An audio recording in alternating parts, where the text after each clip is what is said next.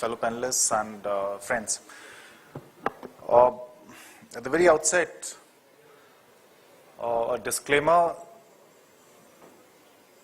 the Lucknow Metro Rail project is not really an IT-based project. And yet, there's a very pertinent reason why this project has been included in today's session. And as I speak out, I'm sure that reason will become clear in the coming few minutes. Before I come to the questions that have been raised, I'll just give you a brief overview of the project as has been envisaged for the city of Lucknow and the way we are moving forward. Just a few salient features. We have the route lengths out here.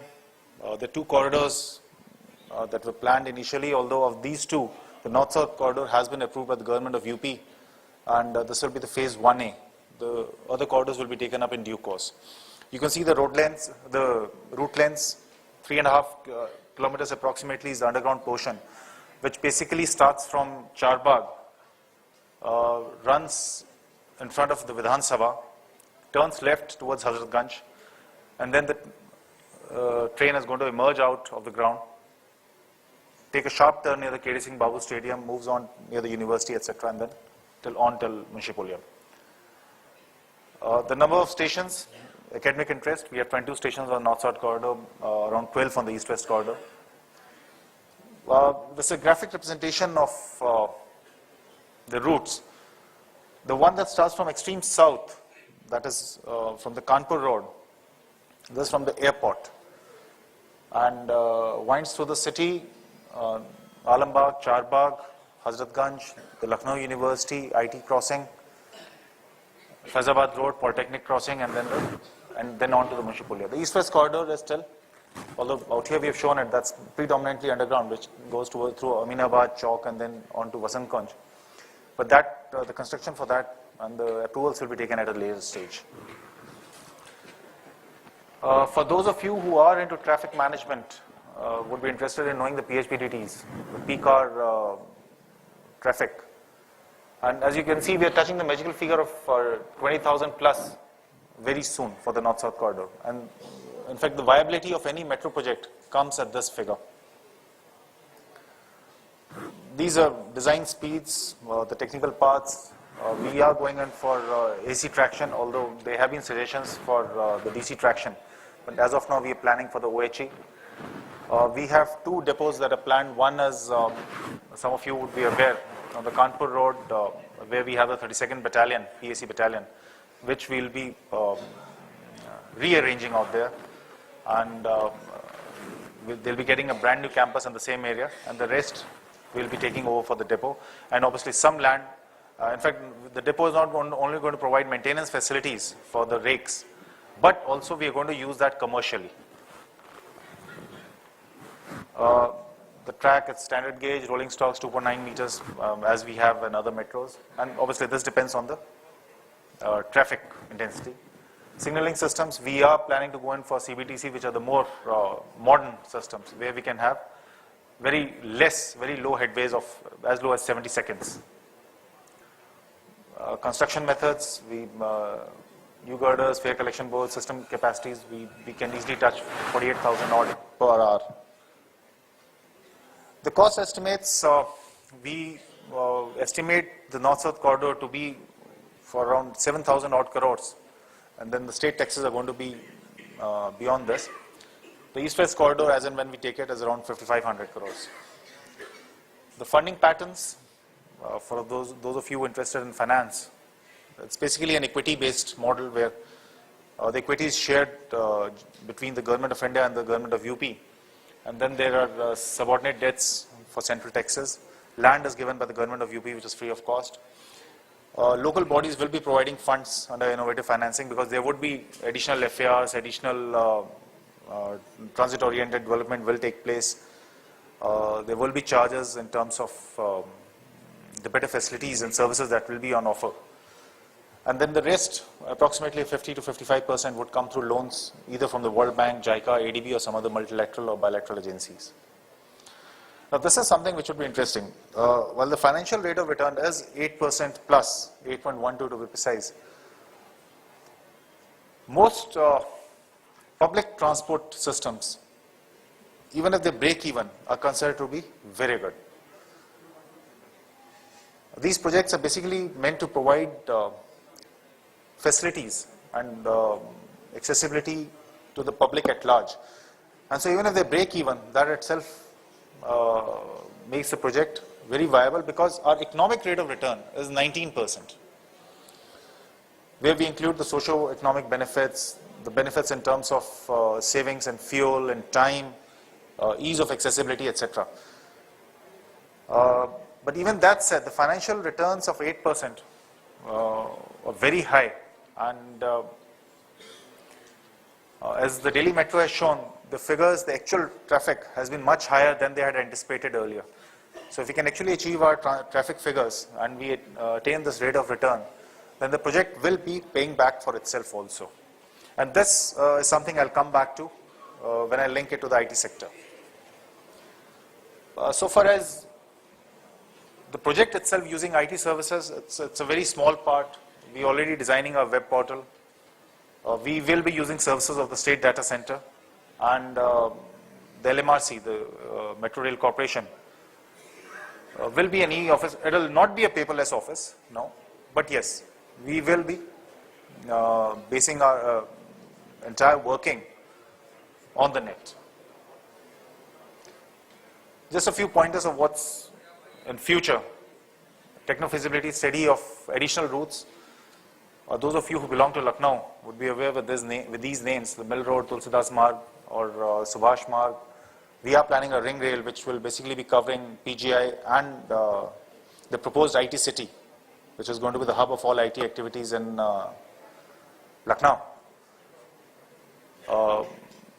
Then covering the new High Court building that is coming up onto the Faizabad Road, and then again connecting to the proposed corridors. So these studies are still in the process of being conducted, and as and when the studies are complete, then we will be thinking of future corridors. There are two acts enacted by the Government of India which we have already adopted, and they have been extended to the Lucknow metropolitan area. Depot, which is a crucial component of any metro rail project, we already have the land, the government land, which is in the process of being transferred. So far as the legal body is concerned, our company has already been registered. We have an authorized share capital of 2,000 crores, and there will be 14 directors, of which 4 will be functional. The remaining 10 will be coming from the government. The equity sharing is 50-50 by the government of UP and the central government. Funding, as I've already said, equity, loaning, and the funds which will be flowing in from local bodies which are going to gain out of the project itself.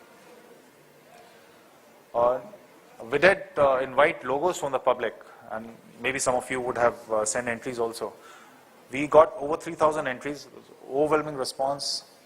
Some of the logos were very interesting, and in fact we had a tough task shortlisting the best out of them.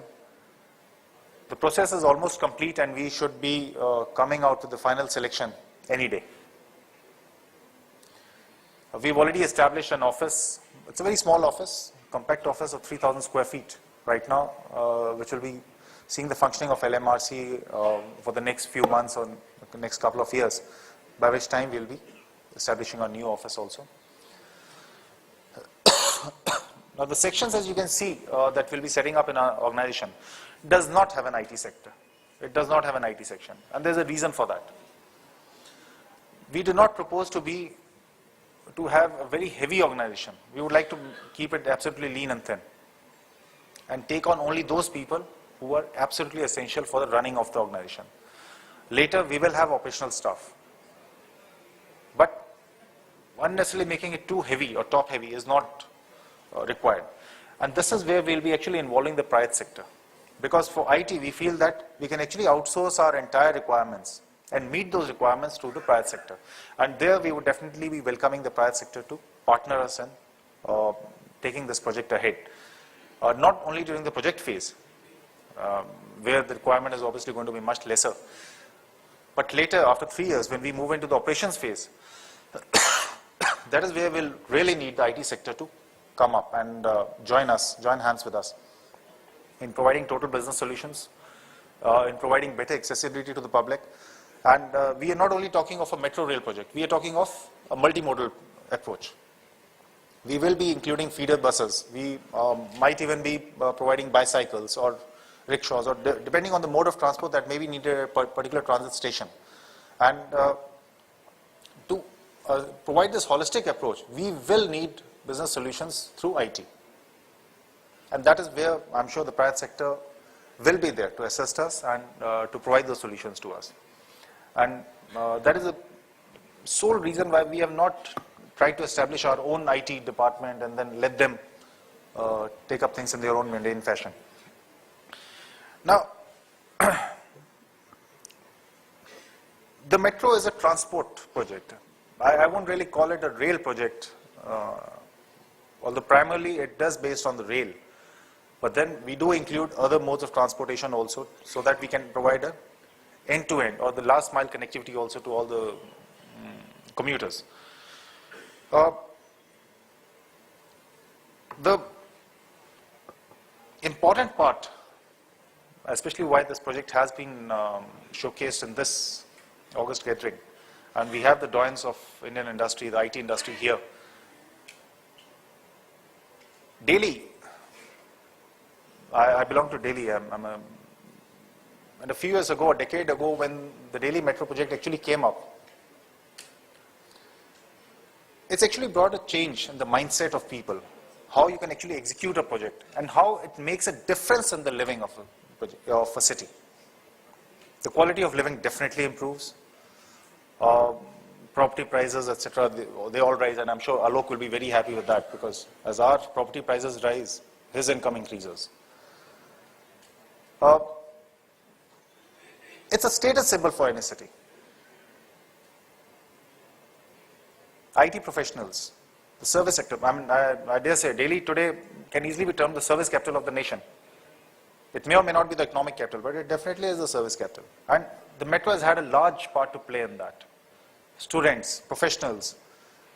Today there is no fear about movement, moving from one place to another. And public transportation, which is easily accessible, reliable, safe, does make a lot of difference. I remember a seminar, I think so, last month, the same hall, which was being chaired by the Honorable Chief Minister. And one of the speakers was a young girl from some school, and the only thing she had to ask was that girls can travel safely, and they should not have the fear of moving out of their houses, and they should be able to move without fear. And this is something I'm sure the metro can assure.